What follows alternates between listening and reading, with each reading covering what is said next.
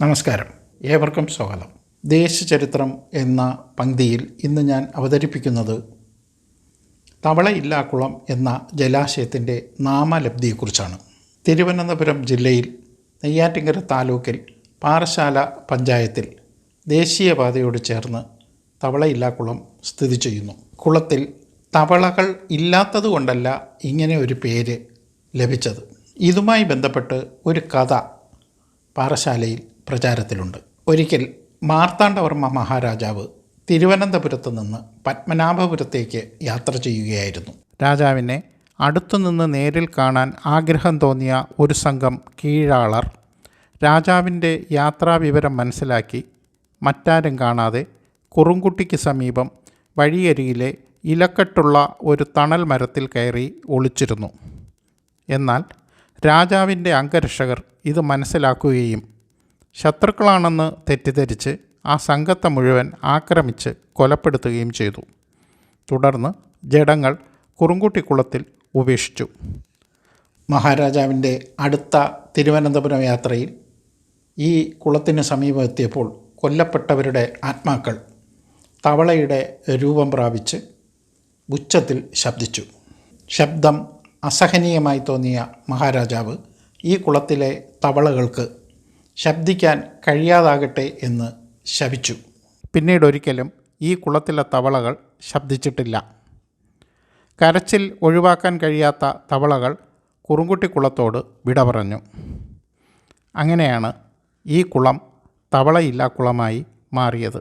ദളവയുമായി ബന്ധപ്പെടുത്തി മറ്റൊരു കഥ കൂടെ പ്രചാരത്തിലുണ്ട്. തിരുവിതാംകൂർ ദളവയായിരുന്ന പത്മനാഭൻ ചെമ്പകരാമൻ പിള്ളയുടെ ഇല്ലംബഹ കുളമായതിനാൽ ദളവ ഇല്ലം കുളം എന്ന് പേര് കിട്ടിയെന്നും അത് കാലക്രമേണ ദളവ ഇല്ലാക്കുളമായും പിന്നീട് തവള ഇല്ലാക്കുളമായും പരിണമിച്ചു എന്നാണ് ഒരു വാദം. ദളവയുടെ ഇല്ലം കരുമാനൂർ വാഴപ്പള്ളിയിലാണെന്ന വസ്തുത കഥ മെനഞ്ഞവർ വിസ്മരിച്ചു. പാറശാല ക്ഷേത്ര ചരിത്രവുമായി ബന്ധപ്പെട്ട് തവളയില്ലാക്കുളത്തിന് മറ്റൊരു കഥ കൂടെയുണ്ട്. വളരെ പഴക്കമുള്ള പാറശാല മഹാദേവർ ക്ഷേത്രത്തിൽ മാർത്താണ്ഡവർമ്മ മഹാരാജാവിൻ്റെ ഭരണകാലത്ത് 1740 ശ്രീകോവിൽ പണിത് അറ്റകുറ്റപ്പണികൾ നടത്തുകയുണ്ടായി. തുടർന്ന് അധികാരത്തിലെത്തിയ ധർമ്മരാജാവ് 1773 നിലം, പുരയിടം എന്നിവ കണ്ടെഴുതി ആയക്കെട്ട് പിടിച്ച് ലായം മുതലായവ വയ്പ്പിച്ച് ക്ഷേത്രവും ഊട്ടുപുരയും നിർമ്മിച്ചു. 4 വർഷം കഴിഞ്ഞ് 1777 അധികാരങ്ങളിൽ നിന്ന് പണം സ്വരൂപിച്ച് ദേവന് സ്വർണ്ണ അങ്കിയും പണിയിച്ചു നൽകി. അതോടെ ക്ഷേത്രം ഭക്തരുടെ ശ്രദ്ധയാകർഷിച്ചു. 1798 ബാലരാമവർമ്മ മഹാരാജാവ് അധികാരത്തിലെത്തി. ഇദ്ദേഹത്തിൻ്റെ ഭരണകാലത്ത് 1800 പാറശാല കരുമാനൂർ വാഴപ്പള്ളി വീട്ടിൽ പത്മനാഭൻ ചെമ്പകരാമൻ പിള്ള ദളവ പദവിയിലെത്തി. ജന്മനാടിനോട് പ്രത്യേക താൽപ്പര്യമുണ്ടായിരുന്ന ദളവ കാടുമൂടിക്കിടന്ന പാറശാല പ്രദേശത്തെ ചെറിയൊരു പട്ടണമായി ഉയർത്തി. കുളങ്ങൾ നവീകരിച്ചു. സത്രവും വഴിയമ്പലങ്ങളും പണിയിച്ചു. വഴിവിളക്ക്, തണ്ണീർപ്പന്തൽ, ചുമട് താങ്ങി, കമ്പോളം എന്നിവയെല്ലാം ഒരുക്കി. ക്ഷേത്രത്തെ മഹാക്ഷേത്രമാക്കി ഉയർത്തി. നമസ്കാര മണ്ഡപം, നാലമ്പലം, വലിയമ്പലം, ബലിക്കൽപുര, ആനപ്പന്തൽ, നടപ്പന്തൽ എന്നിവയെല്ലാം നിർമ്മിച്ചു. അലങ്കാരപ്പണികളും പ്രതിഷ്ഠകളും നടത്തി. 3 കുളമുള്ള ക്ഷേത്രത്തിൻ്റെ പടിഞ്ഞാറ് ഭാഗത്ത് പുതിയൊരു കുളവും നിർമ്മിച്ചു. വലിയ നടപ്പന്തൽ കഴിഞ്ഞാൽ പടിഞ്ഞാറ് ഭാഗത്ത് വീതിക്ക് അഭിമുഖമായി ഒരു മണ്ഡപമുണ്ട്. ഇവിടെ ശിലാവിഗ്രഹങ്ങളുടെ കൂട്ടത്തിൽ ദളവമാരുടെ ശില്പങ്ങളും സ്ഥാപിച്ചു. ക്ഷേത്ര നിർമ്മാണത്തിന് മുൻകൈയെടുത്ത ദളവമാരുടെ ശില്പങ്ങളാണ് കൊത്തിവെച്ചത്. ഇതിൽ പത്മനാഭൻ ചെമ്പകരാമൻ പിള്ളയുടെ ശില്പം കാലിൽ കാൽ കയറ്റിയിരിക്കുന്ന നിലയിലായിരുന്നു. രാജാവിനെ കണ്ടാലും എഴുന്നേൽക്കാത്ത ദളവയെ സ്ഥാപിക്കുക എന്ന കൗശലമായിരുന്നു ഇതിന് പിന്നിൽ. വിവരമറിഞ്ഞ് മഹാരാജാവ് രോഷാകുലനായി. രാജകുടുംബത്തിൽപ്പെട്ട ആരെങ്കിലും പാറശാല ക്ഷേത്രം സന്ദർശിക്കുകയാണെങ്കിൽ ക്ഷേത്രത്തിൻ്റെ കിഴക്കേ നടയിലൂടെ മാത്രം ക്ഷേത്രത്തിനുള്ളിൽ കടക്കണമെന്ന് ചട്ടം കെട്ടി.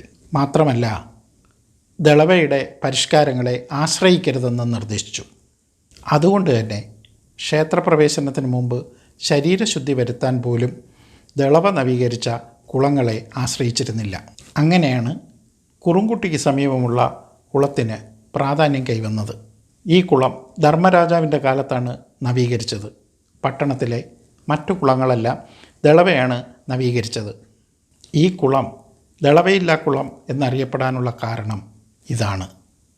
തവളയില്ലാ കുളം എന്നത് ഇതിൻ്റെ പരിഹാസപ്പേരാണ്. പിൽക്കാലത്ത് പ്രശസ്തി കിട്ടിയത് പരിഹാസപ്പേരിനും. പാറശാലയിൽ ദളവ നടപ്പാക്കിയ വികസനങ്ങളൊന്നും തന്നെ രാജാവിൻ്റെ അറിവോടെയോ സമ്മതത്തോടെയോ ആയിരുന്നില്ല.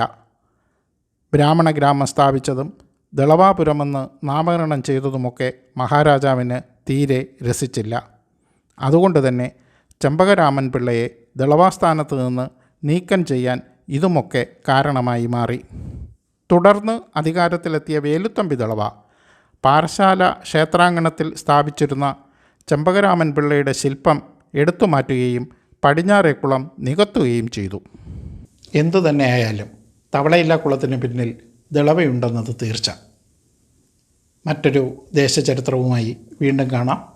നമസ്കാരം.